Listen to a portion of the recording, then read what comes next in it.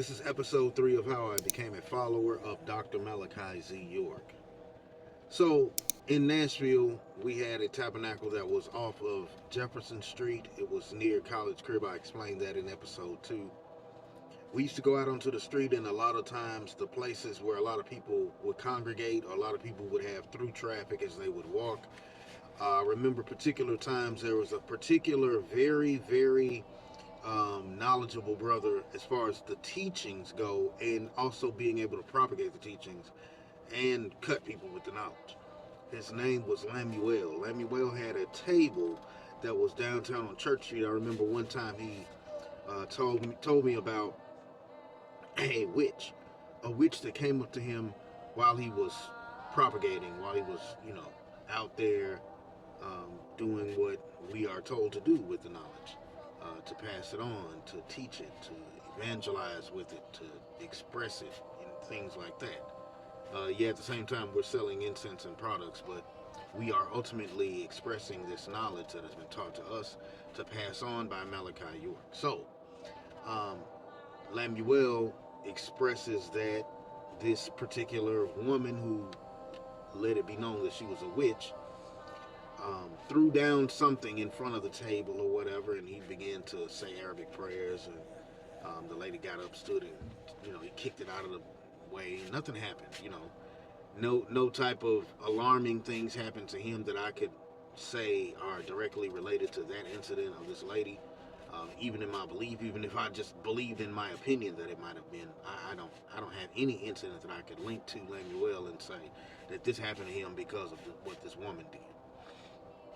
So now, there was a lot of times in the knowledge where we were very infatuated with the idea of going down to where Dr. Malachi Z. York, at the time we knew him as Rabboni Yahshua, the Lamb of the Most High God, the Lamb of El Yahuwah. So, Malachi York had a land that is known now, or was then, as known as Kodesh. Sometimes it was called Wahani, sometimes it was called Tamaray, the Golden City, Wahani, Tamaray, the Egypt of the West. So these different terminologies were also in line with information and knowledge that he expressed, was because of the ancient American, or the ancient Native American legacies and legends that had to do with this land that we live in, that we today call America, but it has something to do with the Moorish treaties, and that these Native Americans were part of this ancient fraternal order of Moors that was linked over here in America when Christopher Columbus came over here. All of this information is what Malachi York, divulged to us who were followers of him about our history as Native Americans here in America. That pre-Columbus era America, we were ruling in dynasties here: the Olmecs, the Shoshone, the Hopi, the Iroquois, the Yamasee. All of these different tribes of Native Americans were here in the Americas, and the Blackfoot Indians. Why do you think they call them Blackfoot? Just like the black feet of Christ in the book of Revelation, chapter 1 and verse 14.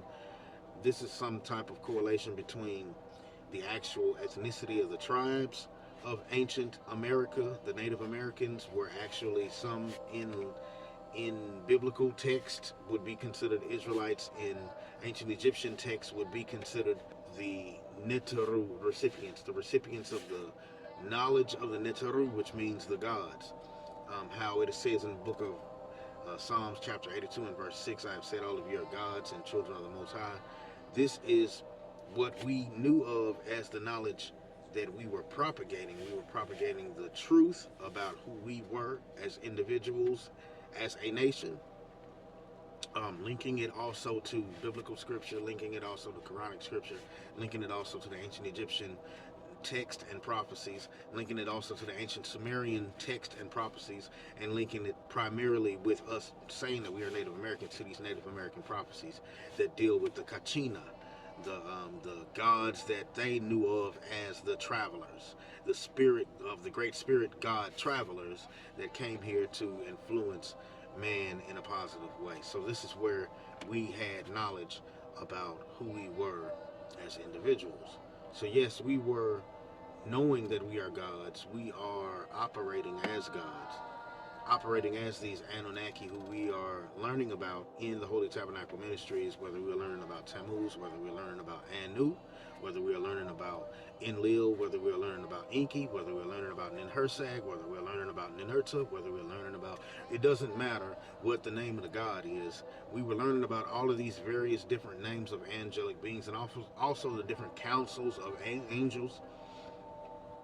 This even has to do with the 24 elders that are mentioned in the book of Revelations that cast their crowns down. All of these different beings were in reference to information that we received a great deal of intricacy pertaining to the tedious little various different degrees of information pertaining to these different experiences, pertaining to the 24 elders, pertaining to extraterrestrial life on other planets, pertaining to extraterrestrial vehicles and technology, also pertaining to spiritualism, forms of meditation, chants, words, tonality, and how tonality links to the manipulation of nature, and how you can manipulate nature by saying certain sounds that nature is in the creation portion of when nature was being wielded into the hand and authority of the Most High, that the Most High placed these particular titles and tones into the usage and movement of different elements, whether it be the wind, whether it be fire, whether it be earth, whether it be the air,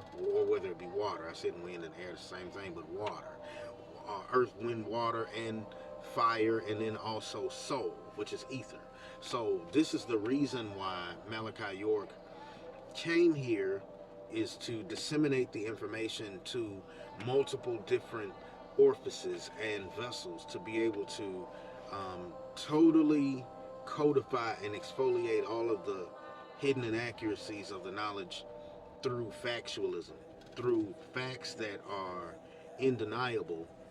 You can have interpretation or philosophical interpretation or theological interpretation of this knowledge, but it is not based strictly on philosophical or theological interpretation.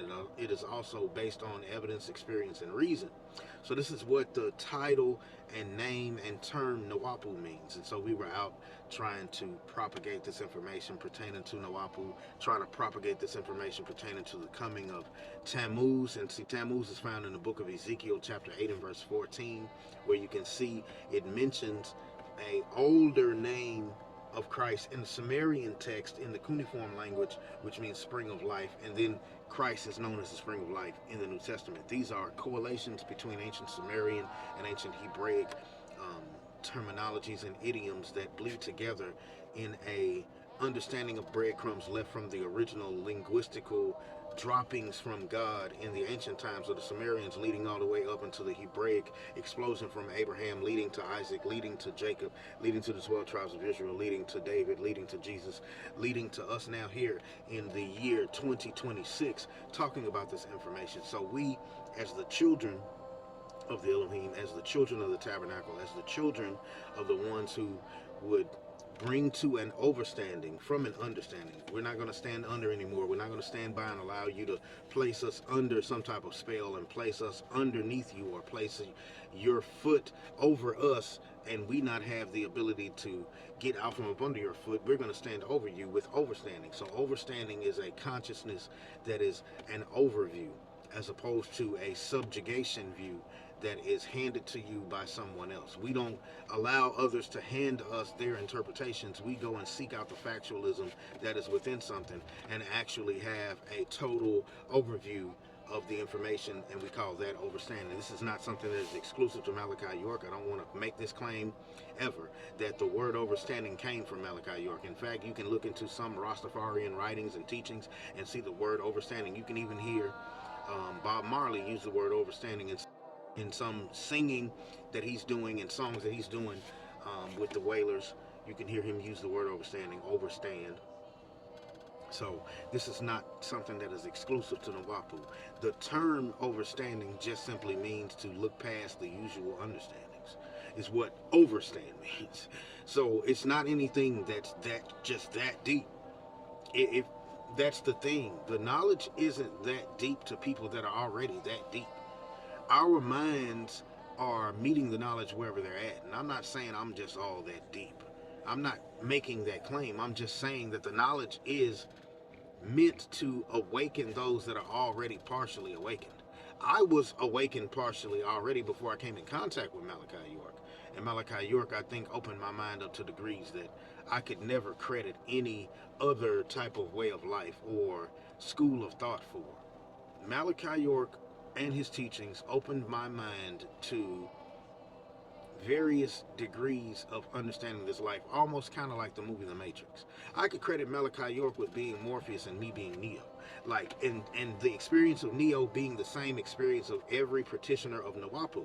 That Nawapu is, in fact, the Matrix awakening in the form of ancient knowledge that is now parading itself around as just a regular New Age lifestyle in this New Age that we have been, adapted into religiously through Christianity, through Islam, through Judaism, through different religious institutions now that want to pigeonhole us into a religious ideology pertaining to the time in which we're living in. But this time period that we're living in is just like the day after tomorrow.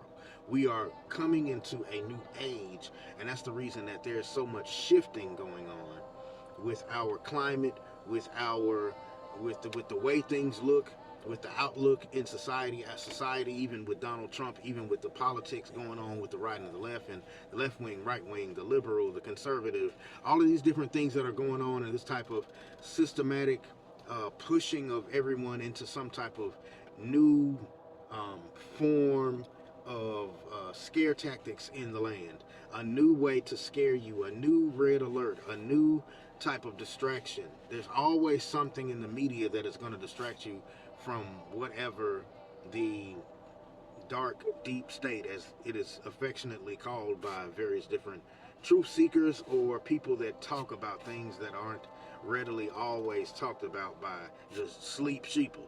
So this is the reason why I wanted to make this video. This is episode 3 of how I became a follower of Malachi York. I wanted to make sure to use this time to be quite honest about the things that went on in the tabernacle. It was not like all peaches and creams. It was not always roses. It was not always a great time when I would say, this has got to be the truth, the way they acted. Because a lot of times people are just people, regardless of where you can go in a Christian church and find a million wolves in sheep's clothing. You can go into Islam and find a million wolves in sheep's clothing. You can go into Egyptology and find a million wolves in sheep's clothing. You can go into the Hebrew Israelites and find a million wolves in sheep's clothing. You can go into the Jehovah's Witness and find a million wolves in sheep's clothing. This is not anything that is exclusive to Nawapu. Even if the leader is a wolf in sheep's clothes and there were other wolves in sheep's clothes, doesn't mean every single practitioner of Nawapu was a wolf in sheep's clothing. That is a broad brush that is stroking that you don't do to Christians, you don't do to Islam, Muslims, you don't do to fake Jews or the real Jews, you don't do it to the Israelites. You do this specifically to Nawapians because of the leader. It's the same way you broad stroke every branch Davidian, you broad stroke every member of a cult. A cult is a person, a cult member is a person who was manipulated into believing something that is a front to something that is going on behind the scenes that is nefarious. And that is what a cult member is tasked with trying to pick up the pieces of being deceived. If I was in a cult, and the cult being Nawapu, and I was deceived, then why would I be a participant in illegality and immoralities that were going on? I'm not and were not a part of any illegalities or immoralities that were going on in the Holy Tabernacle Ministries. If they were going on in the Holy Tabernacle Ministries, there is no video of it. There's a lot of speculation as to the claims of the people that say that they were the victims of Malachi York, that there were lies. That, as you can see, the victims of Malachi York have gone on, well, not all of them, but some have gained some type of a spotlight. And I'm not going to even continue down that rabbit hole because that could end badly for me, and I don't even want to talk about anything that could possibly be detrimental to talking about a victim. And if a victim is a victim, then I greatly apologize. And I'm not trying to belittle your story if you legitimately are a victim, because I don't know if you are or not. There is no, to me, evidence besides your word. And that's all I'm saying. Your word is the only evidence that is on your behalf that is to convince the world of your allegations. So that's all I'm saying. Now, when it comes to Malachi York, I still do believe that he is who he says he is. I can't lie to you. If the knowledge is some type of consciousness glue that does not allow you to get outside the realm of the consciousness of it, then I am squarely in the midst of this glue and cannot think outside of the consciousness of what has been taught to me to be indoctrinated with. I am dogmatic in my belief of Nawapu, and I can't lie to you about it. I can't say that I'm not Nawapic thinking. I am a Nawapic thinking person. So I'm just clearly going to express to you that I do still believe that Malachi York is who he says he is. That does not mean that I am drinking the Kool-Aid when it comes to believing that Malachi York cannot do anything wrong. There are things that I don't agree with Malachi York. That does not mean that I don't believe that he's the Lamb. That does not mean that I don't believe that he is the Elamu Tajasset, the Reformer, the whatever you want to call him. Whatever title that Malachi York comes up with, and all of the people say, yeah, he's that. I don't just believe that he's what people believe that he is. I believe it because if he says this means this, and I find evidence of that, you are that type of a person to take the character of that titling, then I can say, okay, yeah, I can see that, until something sways me to not believe that you are that. And so far, Malachi York's teachings have not, to me, been debunked.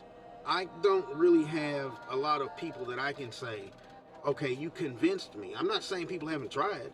There have been many people from many various different adverse or obtuse or oppositional lifestyles, oppositional ideologies to Nawapu that have tried to rebuttal the ideas of Nawapu and also cross-rectify the things that Malachi York has said that are completely, BS to them. Oh no, man, ain't no such thing as this. Ain't no such thing as a planet risk. Ain't no such thing as a Nibiru.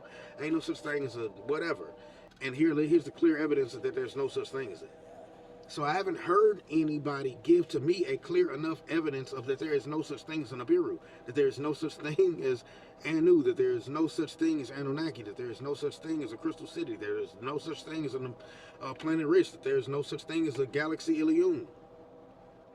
Now, if he says that this is a place that exists, then who am I to say that it doesn't exist? I can't prove that it exists or that it doesn't exist, just to be quite honest. So this is where the dilemma comes, what I believe any practitioner or ideological thinker that is within the theological perspectives of Nawapu and thinking from that theological or even philosophical perspective, thinking that, what about this, and why does this work this way, and why did Malachi York say this, and what is the outcome of taking this path of knowledge and leading it all the way down to that end? People oftentimes will try to make Malachi York's knowledge some type of just cliche and just end all be all cookie cutter within a box that it is this. And Malachi York made a great deal of effort to not be put and placed into any box. That's the reason he kept saying, don't believe me, check it out. Don't believe me, check it out. Don't believe me, check it out. Don't believe me, check it out. He kept saying that. In order for you to believe something that he's saying and he done told you don't believe him, then you would have to be a fool to just believe him. Obviously, he's telling you just don't believe. There is an effort that is within the statement of doing what he's saying by not believing, meaning you have to find factual evidence of what he's saying. And once you done found factual evidence, then what is a belief? A belief is something that you can't prove. A belief is just something that you think, but there is no evidence and no type of hypothesis and no type of actual, way to gain some type of factual understanding of the basis of the hypothesis going to be brought out or going to be worked on to come to the summary of it. Like, we don't understand what things are, and so we just kind of label them as an unknown. And because we label things as an unknown, and there isn't any legitimate evidence of the things that we know of as some type of religious institution or some type of religious ritualistic origin of a holiday, or origin of a ritual that we do in the church, or origin of a ritual that we do in the mosque, or origin of a ritual that we do in the synagogue. Any of these type of things that we do in any type of these religious institutions, a lot of people will say there is, no factual basis of a evidence that you can substantiate and bring to the forefront to say that our way is the legitimate way, and here is the original templates of what our prophet received from God Almighty. Where's the Quran? Where's the actual bones and skins of the Quran that the Prophet Muhammad in the cave on Laylatul Qadri inscribed down on the skin of these bones? Where is the Quran at? Where is the Torah? Where are all of these? Where's I mean, we know where the Sumerian tablets are. They're in a museum, probably in the British Museum. Now, I'm not saying that they definitely are in the British Museum, but I'm just making a reference to a museum that is highly known of, and they say the British Museum. So I'm just linking that to that title. I'm not saying it's in the British Museum, but it's in some museum, definitely. So we have evidence in some places of the knowledge that is being said by Malachi York.